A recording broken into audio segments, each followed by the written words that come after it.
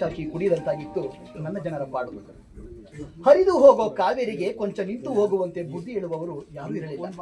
ಹರಿದು ಹೋಗೋ ಕಾವೇರಿಗೆ ಕೊಂಚ ನಿಂತು ಹೋಗುವಂತೆ ಬುದ್ಧಿ ಹೇಳುವವರು ಯಾರೂ ಇರಲಿಲ್ಲ. ಕೆಚ್ಚೆದೆಯ ವೀರನೊಬ್ಬ ಕಾವೇರಿಗೊಂದು ಮಡಿಲು ಕಟ್ಟುವ ನೀಲಿ ನಕ್ಷೆಗೆ ಮುಂದಾದ. ಕಾವೇರಿ ತಡೆದು ಮಹಿಷ ಮಾಂಡವ್ಯದವರೆಗೆ ನೀರುಣಿಸುವಷ್ಟರಲ್ಲಿ ಸೂರ್ಯ ಮುಳುಗದ ನಾಡಿನ ಮಂದಿಯ ಮೋಸದ ಬಲೆಗೆ ಬಲಿಯಾಗಿ ಹೋದ. ನನಗೆ ಜನ್ಮವಿತ್ತ ಕಣ್ಣುವರ ವರವೋ ನನ್ನ ತಪಸ್ಸಿನ ಫಲವೋ ಏನೋ ಮಹಿಷನಾಡಿನಿಂದ ಮರೆಯಲಾಗದ ನಾಲ್ವಡಿಯ ಬಂದರೆ ನನ್ನ ನಾಡಿನ ನರನಾಡಿಯ ಸಂಕಷ್ಟಗಳನ್ನ ಪರಿಹರಿಸುವ ಗಂಗೆಯನ್ನೇ ಸರಗಿಳಿಸಿ ಬಗಿಲತನೇ ಆಗಿ ಹೋದ ಈ ನಾಲ್ವಡಿ ಎಂಬ ರಾಜ. ಹೌದು, ಈ ಪ್ರಜಾಮಾಂತ್ರಿಕ ಎಲ್ಲ ಹಲಸ್ಯ ದೊರೆಗಳಂತಲ್ಲ, ಪ್ರಜೆಗಳನ್ನೇ ದೊರೆಯಂದವ. ಜನ ಕಲ್ಯಾಣವೇ ತನು ಕಲ್ಯಾಣ ಮನ ಕಲ್ಯಾಣ ಎಂದು ಧ್ಯಾನಿಸಿದವ. ನನ್ನಪ್ಪ ಕಣ್ವ ಋಷಿಯ ವರಪ್ರಸಾದದಂತೆ ಜನಿಸಿದವ ಅವರೇ ಶ್ರೀ ಶ್ರೀ ನಾಲ್ವಡಿ ಕೃಷ್ಣರಾಜ ಒಡೆಯ. ನನಗಿನ್ನೂ ಚೆನ್ನಾಗಿ ನೆನಪಿದೆ 1906 ಸಮಯ. ಅಂದಿಗೆ 120 ವರ್ಷಗಳ ಹಿಂದೆ ಟಿಪ್ಪು ನಿರ್ಮಿಸಬೇಕೆಂದಿದ್ದ ಕನ್ನಂಬಾಡಿ ಕಟ್ಟಿಯ ನೀಲಿ ನಕ್ಷೆಯ ಕಂಡ ನಾಲ್ವಡಿಯ ಕಂಗಳಲ್ಲಿ ಸ್ವರ್ಗವೇ ತಲೆಗಿಳಿದು ಬಂದಂತಾಯಿತು.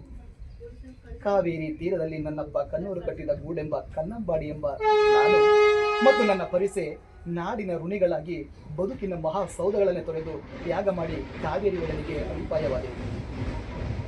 ಹಸಿದವನಿಗೆ ಅನ್ನ, ದಲಿತವನಿಗೆ ನೀರು, ಕುಡಿದವನಿಗೆ ಭೂಮಿ, ಅಜ್ಞಾನಿಗೆ ಜ್ಞಾನ ನಾಲ್ವಡಿಯ ನೇಮವಾಗಿದೆ. ಹಸಿದವನಿಗೆ ಅನ್ನ, ದಲಿತವನಿಗೆ ನೀರು, ದುಡಿಯುವವನಿಗೆ ಭೂಮಿ, ಅಜ್ಞಾನಿಗೆ ಜ್ಞಾನ ನಾಲ್ವಡಿಯ ನೇಮವಾಗಿದೆ ಮತ್ತು ನೀತಿವಾಗಿದೆ. ಟಿಪ್ಪು ನಾಲ್ವಡಿ ಕನಸಿಗೆ ಕ್ಯಾಪ್ಟನ್ ದಾಸ್ ಎಂಬ ಅಭಿಯಂತರನೊಬ್ಬ ಅಡಿಪಾಯ ಹಾಕಿದ್ದ. ಕೊನೆಗೆ ಕನ್ನಂಬಾಡಿಗೆ ಪ್ರಾಣತ್ಯಾಗವನ್ನು ಮಾಡಿಬಿಟ್ಟ. ವಿಶ್ವೇಶ್ವರರು ಬಂದು ಕನ್ನಂಬಾಡಿಯ ಕಾಮಗಾರಿ ಕೈ ಹಿಡಿಯುವ ಹೊತ್ತಲ್ಲಿ ಕಟ್ಟೆ ನಿರ್ಮಾಣ ಸಾಂಗವಾಗಿ ಸಾಗಿತ್ತು. ಕಾಂಚಾಣ ಖಾಲಿಯಾಗಿತ್ತು. ನಾಲ್ವಡಿ ಕನಸಿನ ಕೂಸಿಗೆ ಗರಬಡಿದಿತ್ತು. ತುಂಬಿದ ಕೊಡದ ನಾಲ್ವಡಿ ಹೃದಯಗಳು ಅರಮನೆಯ ದನವನ್ನಲ್ಲದೆ ಮೈ ಮೇಲಿನ ಕನಕವನ್ನೇ ಕಪ್ಪವಾಗಿ ನೀಡಿ ಕನ್ನಂಬಾಡಿ ನಿರ್ಮಾಣಕ್ಕೆ ಕಂಕಣ ಕಟ್ಟಿದರು.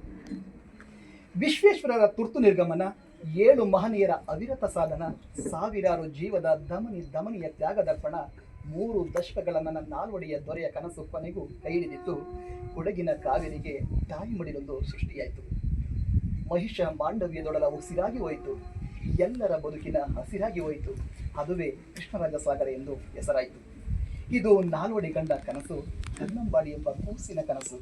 ಕನ್ನಡಿಗರ ಬದುಕಿಗೆ ಊರು ತೆಗೆಸಿದ ನಾನು ಕಟ್ಟೆಯ ಎದುರಲ್ಲೇ ಗೂಡು ಕಟ್ಟಿ ನಾಲ್ವಡಿ ಕನಸಿಗೆ ಸಾಕ್ಷಿಯಾಗಿ ನಿಂತೆ.